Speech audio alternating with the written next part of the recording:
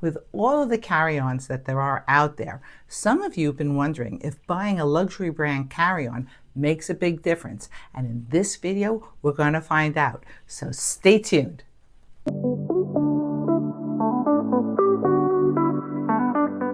So this is Carl Friedrik's The Carry-On. That's what it's called, The Carry-On. Now, I have to say that I saw this bag even before I purchased it on TV, because it was featured in both Succession and White Lotus, which I watched both. Now, I was really impressed by how the carry-on looked in those two TV shows, and that's another factor that drew me towards this bag. Now, I have to tell you, I tried out 3 brands of luxury luggage.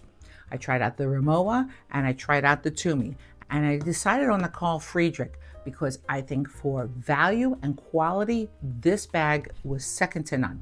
I was totally impressed by how well it was put together and the style of the bag, and more important than that, how well it traveled with me. Because this bag went on planes, trains, and automobiles to 3 countries. It went from London to Paris to Amsterdam, and there's barely a mark on it. And that alone made this bag so impressive, because my away bag looks well worn. And this bag looks like it's brand new, and that says something. Now let's go over the details of the bag. This bag is a hybrid bag, and a hybrid bag means that it's made partly of polycarbonate and partly of aluminum. So the frame is aluminum, but the shell is polycarbonate, and that makes this bag lighter than if it was a totally aluminum bag. It also won't get dented like a total aluminum bag, because I have tested those and they do get dented up. So let me go over some of the finer points of the Carl Friedrik carry-on so that you understand what the differences are. Now, the polycarbonate used on this bag is German Mercalon polycarbonate. And there is a big difference between most polycarbonates and this polycarbonate. First of all, it's very light. Second, the bag has some flexibility to it, which means that it won't break and it won't crack as easily as other polycarbonates. I literally drag it onto 2 trains, because we went from London to Paris and then Paris to Amsterdam by train, and also all the cars, which were the transfers to the hotel, and dragging it through the streets because sometimes the car couldn't make it to the hotel door because of construction. Hello, Paris. This bag really got a workout. And I have to say, there's barely a mark on here. I have looked this whole bag over, and I don't think there's a single scuff on this bag.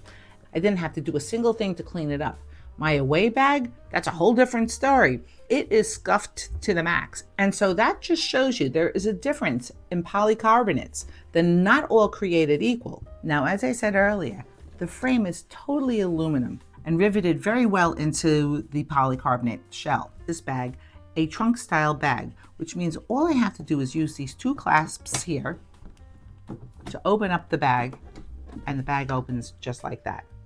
I have tried other bags that are trunk style bags, but they didn't open as easily as these did. You're not fighting with this bag to close it, which is a really important thing. And I could pack everything into this bag without fighting it, and partly because of these locks, and partly because of the compression system inside the bag. It just closed with 1 click and I was done. The other thing to take into consideration is that some people talk about the fact that the zippers can be broken into, and that is true. They can be broken into. But I don't think that that's really such a big deal, because if you're using a carry-on, it should be staying with you the whole time. Now, yes, a carry-on can be gate checked, and if that is your concern, then I would say that these locks are your security to somebody breaking into the bag, because it adds just that 1 level more of defense. Now, obviously, any bag can be broken into, because if they have a TSA opener, they can open it. But usually it's just a matter of making it harder for the thieves, and they will go with a bag that's easier to break into. Now let's talk about the wheels. The wheels are Japanese Hinomoto wheels, which means that they're a ball-bearing wheel, and they're encased, that they're utterly silent when they roll. It has double wheels that are also rubber. These wheels could handle any terrain I gave it. And I traveled over every single kind of cobblestone that was handed to me in those 3 countries. And I had no problem keeping this bag under control. It rolled without fighting me in the least. And I was totally impressed with that, because this is the first bag that I've had that does that. Now the CarryOn's handle is a very sturdy handle. It has 3 positions. It's not the least bit rickety, which you can see clearly here with me using the bag out and about. But let's talk a little bit about the aesthetics of the bag, which is something I have not spoken about. The bag is utterly beautiful, and that's part of why I chose this bag, because when I looked at the Rimowa bag, which is, by the way, which is about $1,000 more than this bag, and I looked at the Tumi bag, which is about $500 more than this bag, they were not nearly as aesthetically pleasing as the CarryOn was here. First of all, I love this streamlined look of the polycarbonate. It just goes up and down, and it's all the way through. So there's nothing that isn't consistent with the design of the bag. And the trim work on the bag is all leather, and it gives it just such an elegant look to the bag. And the leather can be found on both sets of handles. Now, because the CarryOn comes in 4 colorways. Now, I happen to have gotten it in the gray and the cognac, but as you can see over here, these are the other 3 colorways that this bag comes in. Also, the CarryOn has 4 feet here, so if you want to put it down like this, you can. And as you would expect with any bag of this quality, it does have 2 TSA locks here. Now let's move on to the bag's vital statistics. I weighed the bag, and the bag comes in weighing 8.6 pounds. The height of the bag is 21.5 inches, and the depth of the bag is just shy of 8.5 inches, and the width of the bag is 13 inches. So this bag would make compliance for most European carriers. Now, obviously, when you're making an investment like this, you want to make sure that this bag is going to fit your airlines that you use the most. Now, this is a 40-liter bag. It does not have expansion. Now, there is an expansion version of this bag, but personally, I like a bag that doesn't have an expansion, because then I could end up being gate checked, and I never want to be gate checked. And so I always take a bag that doesn't have an expansion. Now let's get on to the inside of the bag. So let's talk a little bit about the interior of this bag. First of all, the fabric used in this bag is absolutely gorgeous. I have never felt fabric like this on any of my pieces of luggage before, because it's not the usual nylon kind of fabric that they use in most carry-ons, but this rather rich, soft feeling fabric. It was just top notch. And of course, Carl Friedrik has a little CF all the way through the bag, which adds a nice little touch to it. But it's not very obvious, as you can see here, because the CF is just a different tone to the gray that's in the interior. Now the bag has a compression side here with a compression pad, and another side here that has the X-shaped compression. And these are your standard nylon compression straps. The only thing that I would like to point out is that it is actually riveted into the bag, which makes it very, very sturdy. And I like the X shape because I think it holds everything in place much better than just your basic straps that go either side to side this way or side to side this way. Now, you can buy another compression pad for this side if you want to, and it's actually rather inexpensive. After using this bag, because I decided that I'm going to be using this bag an awful lot, I bought the additional compression pad for the other side. Now let's talk a little bit about this compression pad. I'm going to talk about this side. So it has the usual clip, but I have to say it's a very, very sturdy clip. And the compression pad has a zippered compartment here that you can put additional stuff in, also with the same fine fabric that it has throughout the bag. Also, I'm going to point out to you that they don't forget a single detail. They have the Carl Friedrik in leather over here embossed. It just gives a nice overall feel to the bag. But the thing that I really like about the compression on this bag is that it's going this way, as opposed to going to the side, as most compression pads do. And why do I like that? Well, when I'm opening up the bag, I can just throw it over the side and see everything clearly instead of having something over here that's annoying me. So that alone I like better. But also I feel it compresses the bag better. This bag was so easy to compress and keep everything even, and there were no chance of the straps pulling off to the side like I've had with other bags that I've used. Now on the inside, obviously you have the poles here as you would have with most bags, and you have two nice zippered compartment here to put either jewelry or an air tag. It's a nice little feature to have. Now on this side of the bag, it's pretty straightforward. It's the X compression straps and nothing else. Now, as I told you before, I bought a compression pad to go on this side, and that will complete, in my opinion, how this bag functions. One other thing I want to point out about this compression pad is that if you're not a fan of compression pads, it comes out because of these two clips that are here on the bottom. But I happen to really like a compression pad. I think that it really makes it easier to close. And of course, if you've overstuffed the bag, then you definitely need a compression pad. Now, Carl Friedrik's, the CarryOn, does come with its own set of packing cubes. And I did get it with the packing cubes because I really do believe that a bag functions best when you have the packing cubes that fit the bag perfectly. And it's a set of 4. It has this medium, another shaped medium, a small, and a large. And I used those packing cubes for the pack out that I made with ChatGPT and the inspirational item, which you can see over here, and you'll see how well I got it into this bag. And I think you're going to be very impressed. Now, the packing cubes are pretty basic packing cubes. These are not compression cubes, but they do have a couple of the important things that I like in a packing cube, which is they have dual zippers here and they have a handle on each packing cube. Now, why do I like handles on a packing cube? Sometimes I will hang it up on a clip hanger in the closet.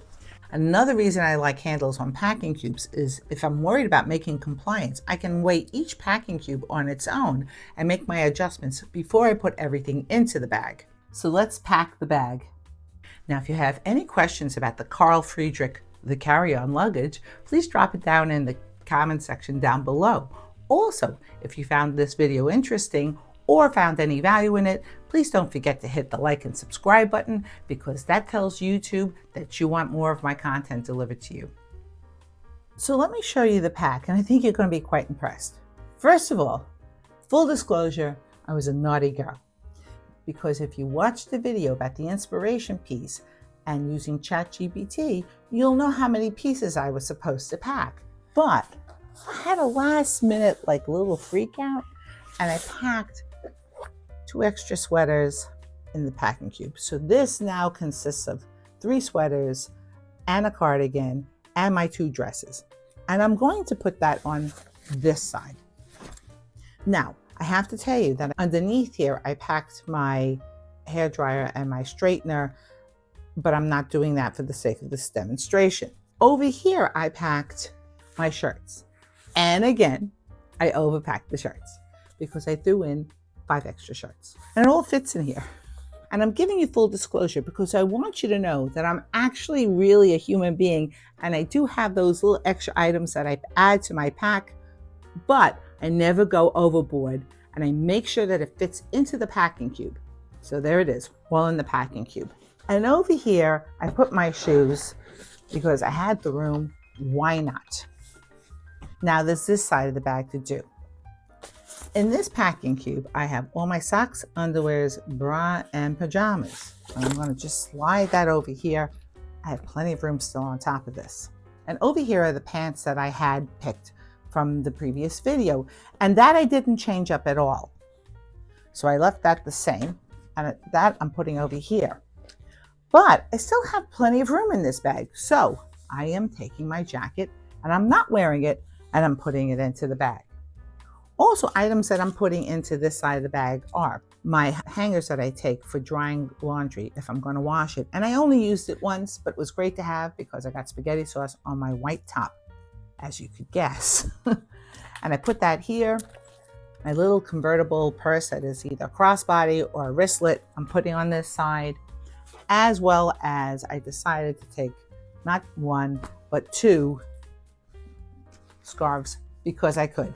As you can see, I have plenty of room here before I even batten down the hatches, which I'm going to do now.